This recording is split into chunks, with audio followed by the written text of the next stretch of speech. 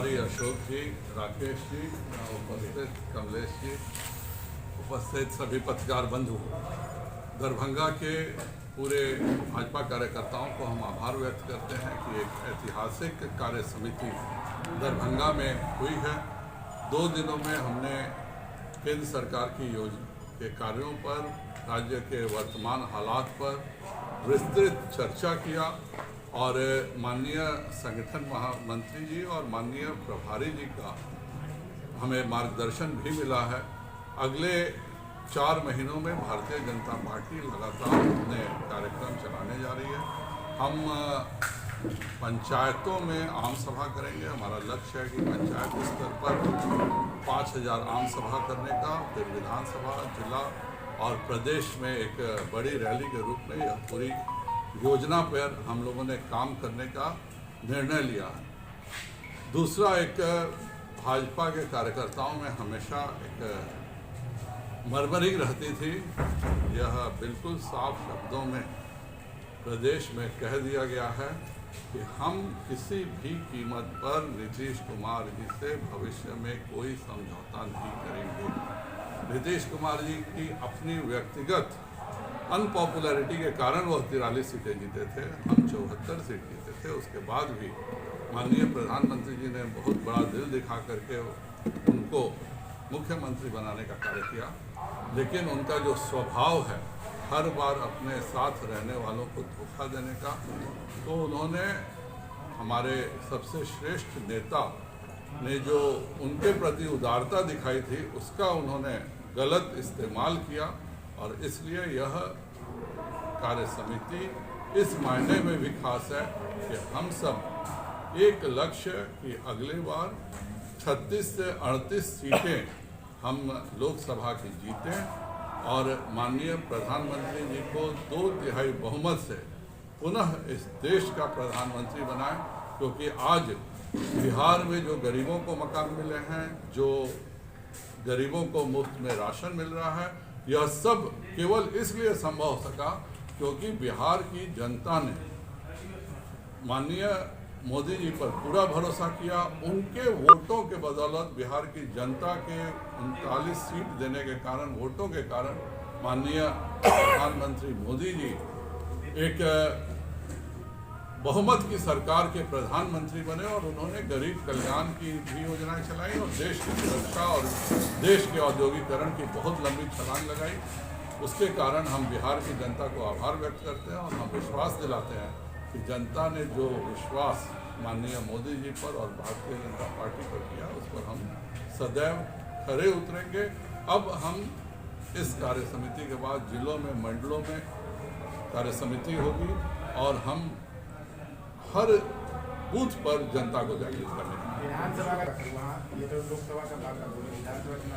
जाहिर बात है 350 दिन अभी हम लोकसभा के लिए देंगे और उसके बाद 365 दिन विधानसभा के चुनावों के लिए भी भाजपा का प्रत्येक कार्यकर्ता देगा और हम अपने बल पर अगली सरकार बनाएंगे। बिहार की जनता चाचा भतीजे की उलटबाजियों से त्रस्त आ चुकी है और बहुत उम्मीद से भारतीय जनता पार्टी की तरफ देख रही है। 2025 में भी हम पूर्ण बहुमत से बिहार में अपनी सरकार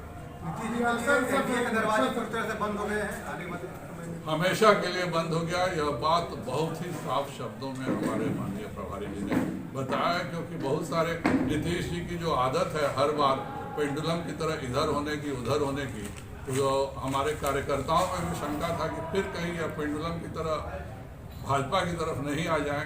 लेकिन भारतीय जनता पार्टी स्पष्ट मानती है कि नीतीश कुमार जी आदतन धोखेबाज हैं, इसलिए उनसे कोई समझौता नहीं करना। सर 2024 और 2025 की बात करें तो चुनाव जो होगी उसकी रणनीति जो आप लोगों ने तैयार की है, बिहार में जो वोटर वोट करते हैं इस बात से इनकार नहीं कर सकते कि जाति समीकरण के हिसाब से अच्छी स्थिति में क्या क्या आप लोग जो क्या सोचा? बिहार और उत्तर प्रदेश दोनों की एक तरह के ही लोग हैं। हम लोग केवल बीच में एक लाइन से ही बदले हुए हैं।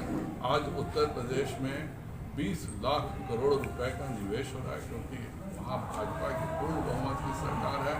उत्तर प्रदेश के सरकार को बिहार की जनता भी देख रही है कि जब भाजपा की अपनी सरकार रहती है तो न केवल उद्योग धंधे बढ़ते हैं, अपराध खत्म होता है, बल्कि पूरा प्रदेश एक नई ऊंचाइयों को प्राप्त करता है और बिहार की जनता भी इन सभी के विभाजनकारी प्रयासों के बावजूद भी विकास पर माननीय नरेंद्र भाई मोदी जी के साथ है। चेहरा कौन होगा सर बीजेपी का बिहार मुख्यमंत्री का?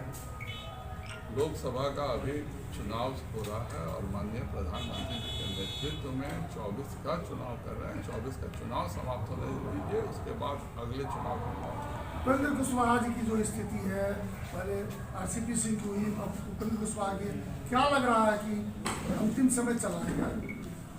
देखिए, किसी दल में आपस में क्या होता है, क्यों होता है और किस लिए होता है, इससे हमें कोई मतलब नहीं है। वो उनके दल का आंतरिक मामला है। लेकिन मैं यह जरूर कहना चाहूँगा कि नीतीश कुमार जी आदतन धोखेबाज हो चुके हैं और आज जब जॉर्ज फर्नांडिस जी की पुण्यतिथि है, तब इस दिन नीतीश कुमार जी ने जिस व्यक्ति के सहारे आगे बढ़े, जब वह व्यक्ति जॉर्ज फर्नांडिस का नहीं हुआ तो वह दुनिया में किसी का नहीं हो सकता। आज नीतीश कुमार ने तो बयान दिया है कि भारत जोड़ो यात्रा कांग्रेस खत्म हुआ तो सेकंड लॉट में वो लोग फिर से विपक्ष को एक करेंगे, मोदी जी के खिलाफ हाथ करेंगे, क्या कहेंगे? अभी बेचारे समाधान कर रहे हैं। यहाँ पे तो कुछ यहाँ तो जोड़े, यहाँ पे जो उन्होंने वादा किया था, कम से कम जो एनडीए के समय का वादा था कि हम लोग 1,14,000 शिक्षकों की नौकरियाँ दे रहे थे, वह तो करने का प्रयास करें। जब हम उनके साथ थे तो मैं यहाँ की शिक्षा पे हंस दिया था, तो नीतीश कुमार जी को बहुत बुरा लगा था, लेकिन वो मैं नहीं हंसा था। पूरा देश हंसता है कि बिहार में शिक्षा का ये 32 वर्ष जो है शिक्षा विभाग हमेशा इस चाचा भतीजा की जोड़ी के पास रहा। आज भी नीतीश कुमार कहीं जाते हैं तो भाजपा के विभागों की बात करते हैं, अपने गृह मंत्रालय की चर्चा नहीं करते कि किस तरह से उनके नेतृत्व में शराब हर थाने के द्वारा बिक रहा है। वह अपने शिक्षा विभाग और अब तो और माशाअल्लाह कहा जाए कि जिसके व्यक्ति के पास है, तो यह अपने विभागों को डुबाने का और भाजपा के बल पे जो विभागों ने तरक्की किया उन्हीं की चिंता करते हैं, उन्हीं की चर्चा करते हैं।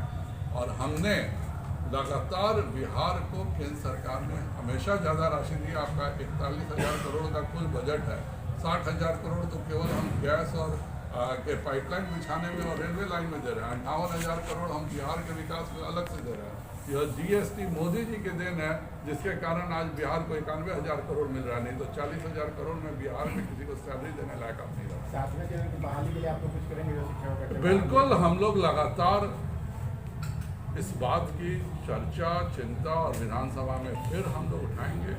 नीतीश कुमार जी एक आत्ममुग्ध घमंडी व्यक्ति हैं और उन्हें लगता है कि चूंकि यह वादा एनडीए के समय का था कि हम 1,14,000 शिक्षकों को नौकरी देंगे और इनको लगता है कि हम कैसे उस बात को पूरा करें, और जिनका 10 लाख की नौकरी का पहला कलम चलाने वाले थे, आज 20 कैबिनेट की बैठक के बाद भी वो कलम कहीं खो गई है।